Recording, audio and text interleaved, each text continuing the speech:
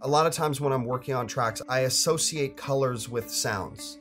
Sometimes I'll listen to a song and I'll just see a lot of like shades of orange or shades of blue maybe. And when I listen to Euphoria, I just see like shades of the rainbow.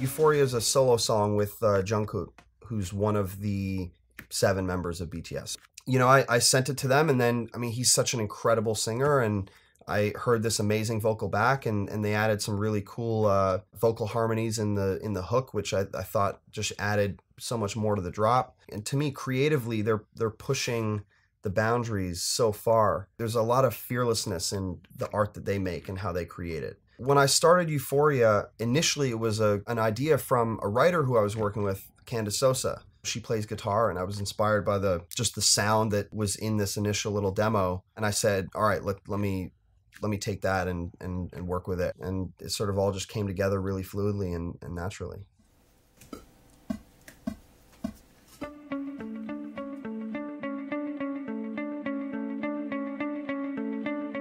You know, musically, when the song starts with that guitar, it's like, oh man, this just feels so good. Just like kind of warms you here. And then it's layered with a second guitar. One is panned to the left, one is panned a little to the right. By itself, it's a very simple part. And then together, you just get some nice harmonics off the two, and it feels great. So once I have that, the piano comes in, and the piano is really driving the song just melodically from the chords and just where the song is moving. There's just Alicia Keys' piano, and then a Greg Wells just piano plug-in. It adds a little delay, a little bit of a chorus, brightens the piano up a little bit. So those 2 guitar sounds in the piano basically start off the song. That's the intro of the song, and then also the first 4 bars of the first verse. The chords are just so pretty, and they lend themselves to really nice vocal melodies on top of it. So that was a really good foundation for where the rest of the song went. So from there, the next thing that I add is a drum loop, which just helps add a little bit of rhythm so that the vocals have a place to sit. It's a melodic tom loop, and I use 4 different sounds for it. As you can tell, they move with the chords. I just added a simple kick drum. After that, we added a splash snare that just sort of creates a lot of space.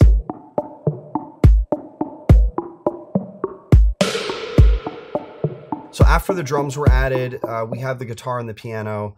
Just in that second half of the verse, I added 2 pad sounds. It just allows the song to grow a little bit, and it sort of anticipates what's going to happen next. And so once those pads were added, that was basically the entire section.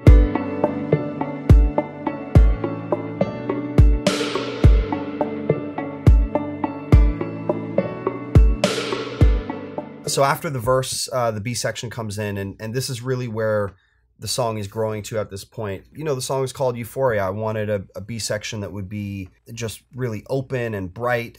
And so we've done a ton of stuff in here to sort of achieve that. The main instrument there are these synth string sounds.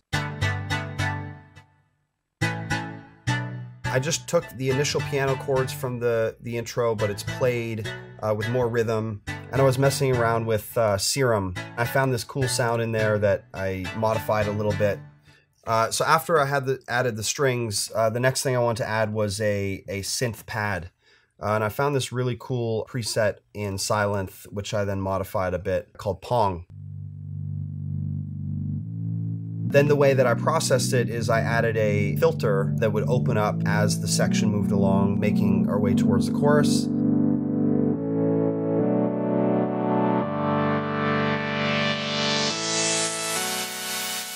So once I had those basic chord layers down and the energy going the way that I wanted, Candace added a guitar in this section, which sort of acts as the lead melody.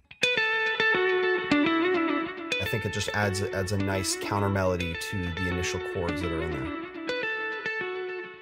Anchoring this entire section, there's a sub bass. It's just a sine wave bass. It's about as simple a sound as you can get. In all of the tracks that I produce, I try to make sure that, you know, every 15 seconds there's something new that happens, something that just keeps your brain thinking and you know, on its toes. These little vocal chops are really just meant to complement the lead vocal. So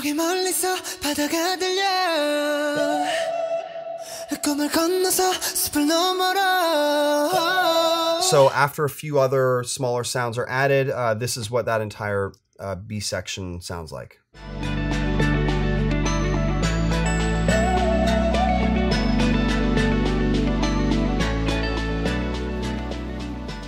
So then coming out of that B section leading into the chorus, there's just a couple ear candy sounds that were added just to be a nice little moment before the chorus drop.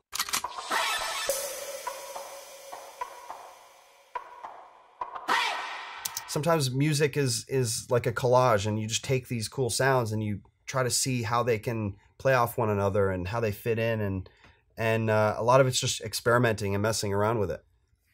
So now once we get to the chorus, this is sort of the release for the whole song. Everything opens up, so it gets nice and bright, the energy changes. This whole section was built around a main stab chord sound. I just found this really interesting synth, and it's got a slow attack on it. I've layered it with a filtered version just to get a little more low end out of the EQ. So once I had that main chord sound, I layered it with two other sounds just to add a little bit more attack to it and just raise the energy just a bit. And they're playing the exact same thing, it's just some sonic layers. And then finally, the last thing that was layered was these same strings from the B section. So once I had all of those main chords, the next thing I added was a bass pluck sound. And I've actually filtered out a lot of the low-end frequencies from it. I think it just added some interesting rhythms in between what was happening with the chords. There's already a lot going on in the hook synth-wise, but there is a bass there that sort of just follows the same chords that all those synths are doing. It's just there to anchor all of those sounds. So then finally in the chorus, we get to the drums. As you can see, there is a lot of drums, but if I play them all together, I don't think it really sounds like it's a lot. A lot of these little percussion things just happen one time, or they hit at little moments just to get a nice bounce happening. So I'll start adding them one by one so you can see what happened there.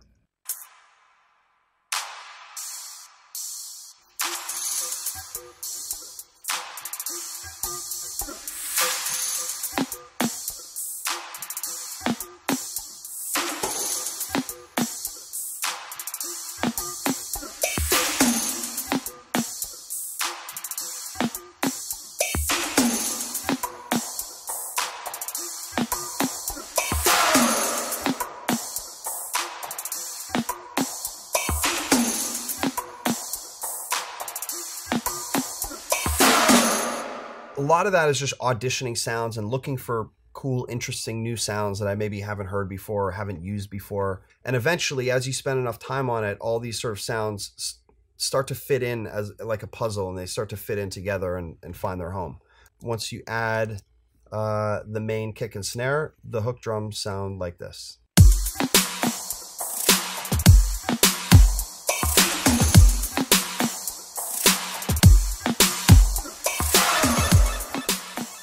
The last final sound, which is really the driving melodic layer of the chorus, is this vocal chop.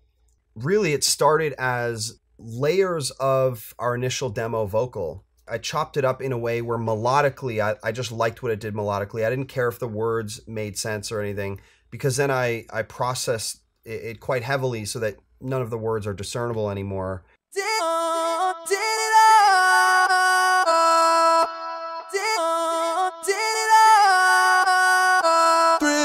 So that's just actually Candace's vocal, and at the end, a bit of Jungkook's vocal. Once the vocal was processed in a way where it was nice and compressed and EQ'd the way that I wanted, I added Little Altar Boy.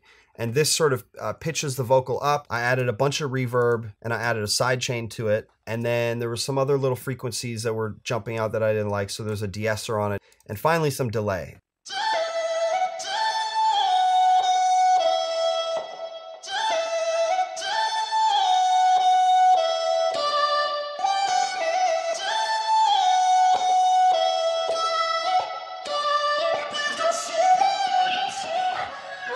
When I first sent BTS and their label my original demo of the song, it already had this vocal chop in it. And then once I got vocals back from Jungkook, I implemented some of his vocal layers into it just so that it would blend with the vocals that were happening in the chorus. And it would just end up being a doubled layer of what he was already doing in the chorus. And so here's how the whole chorus sounds.